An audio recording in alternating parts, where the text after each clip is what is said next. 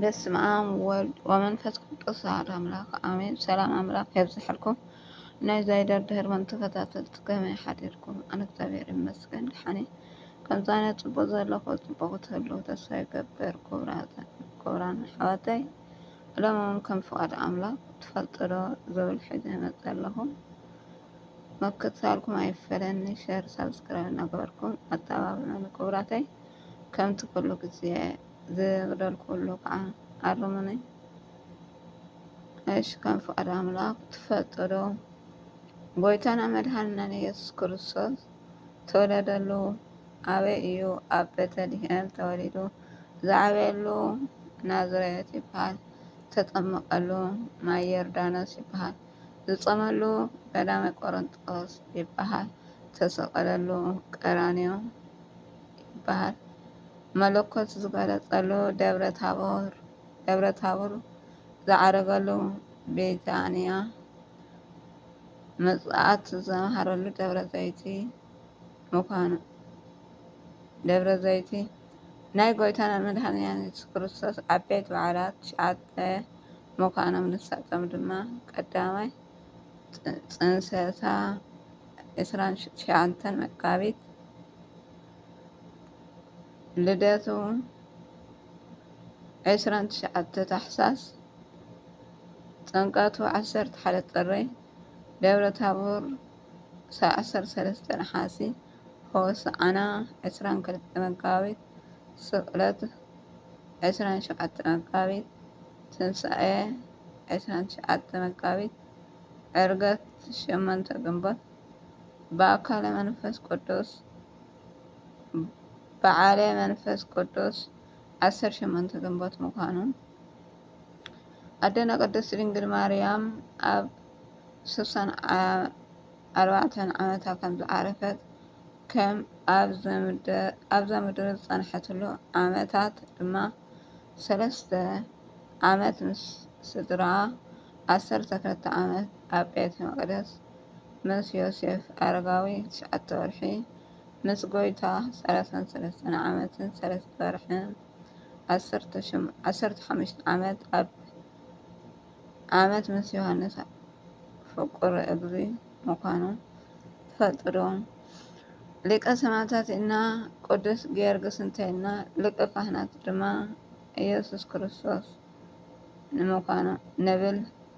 ናይ ኣደና ቅድስት ድንግል ማርያም ኣብ ተኣምር ተፃሓፉ ዘሎ 33 በዓላት ከም ዘለዉ እታ ቀዳመይቲ በዓል ፅንሰታ ትበሃል ኮይና 7 ነሓስ ከም ትበዓል ምዃኑ፣ ብዛዕባ ስቅያት ጎይታ ብሰፊሕ ዝገልጽ ቅዳሴ ዮሃንስ ኣፈወርቅ ከም ዝበሃል፣ ጎይታ ኣብ ቤተልሔም ከም ዝተወለደ ዝተነበየ ነቢ ሚክያስ ምዃኑ ኣብ ትንቢተ ሚክያስ ምዕራፍ 5:2 ድማ ንረክቦ።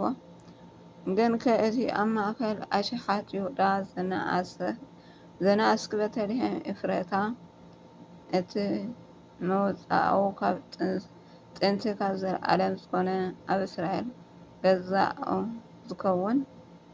ገዛእ ዝኸውን ካባኪ ክወፅ እዩ ዝብል ተፃሒፉ ከም ንረክቦ ትፈልጡ ዶ? ክርስቲያን ዝበሃል ስያሜ ኣብ ኣንጾኪያ ከም ዝተጀመረ ድማ ኣብ ግብረ ሐዋርያት 11:26 ንረክቦ። ኮነ ከዓ ኣብታ ማሕበር ዓመት ሙሉእ ብሕብረት ነበሩ፣ ንብዙሕ ህዝቢ እውን መሃሩ። እቶም ደቂ መዛሙርቲ ከዓ ቅድሚ ኣብ ኣንጾኪያ ክርስቲያን ተሰመዩ ዝብል ቃል ተፃሒፉ ከም ዘሎ፣ ንጣዖታት ፍግም ኢልና ኣይንሰግድን ምስ በሉ ናብ ጓህሪ እቶን ሓዊ ተደርበዩ እሞ ኣምላክ ዘናገፎም ኣናንያ፣ ኣዛርያ፣ ሚሳኤል ምዃኖም ከምኡውን ዳንኤል ናብ ጉድጓድ ኣናብስ ከም ተደርበየ እቲ ናይ ዘውፀሎም ስም ድማ ንኣናንያ፣ ሲድራቅ፣ አዛርያ ኢብዳኖግ ንሚሳኤል ሜሳቅ ዳንኤል ኤልቃስዮ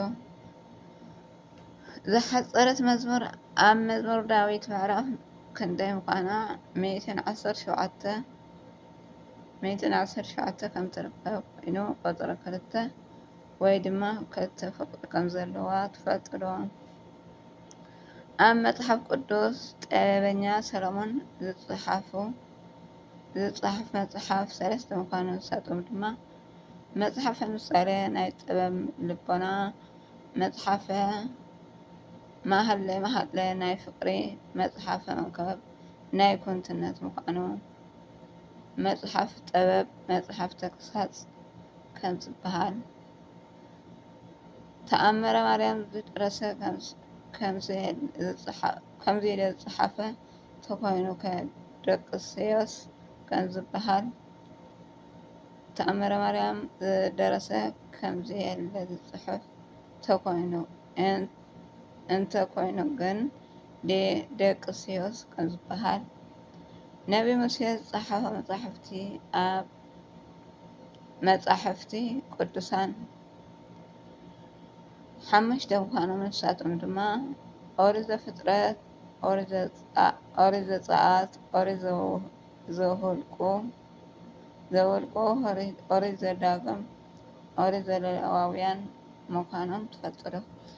ከምቲ ጎይታ ሃብታም መንግስቲ ሰማይ ካብ ዝኣቱስ ግመል ብዓይኒ መርፍእ ክሓልፍ ይቀልል ብዝብል ብተኣምር ግመል ምስ ዋናኡ ብዓይኒ መርፍእ ዝሓለፈ ቅዱስ ሐዋርያ ቲሞቴዎስ ዝበሃል ስርዓተ ቅዳሴ ናይ ቅድስት ቤተ ክርስቲያን ጎይታናን መድሃኒትናን ኢየሱስ ክርስቶስ ብዕለተ ሐሙስ ኣብ ድራር ፋሲካ ኣብ ማኣዲ ተቐሚጡ ኣብ ቤተ ኣልዓዛር ከም ዝጀመሩ ትፈልጡ ዶ? አሜን አሜን ኩለና ይግበረና ስለ ቃልና ይቃል በዓል ቤት እግዚአብሔር አምላክ ዝገበረን ምስጋናን ይሁን አሜን። ስብሐት ለእግዚአብሔር ወለወላዲቱ ድንግል ወለመስቀሉ ክቡር አሜን። መብዛሕትኡና ንፈልጦ ትምህርቲ እኳ እንተኾነ ምእንቲ ካልኦት ኣሕዋትና ክፈልጥዎ ሸር ነገርኩ ፅሕልና አሜን። ዝንጠንጠሎ ኣብቲ ኳነ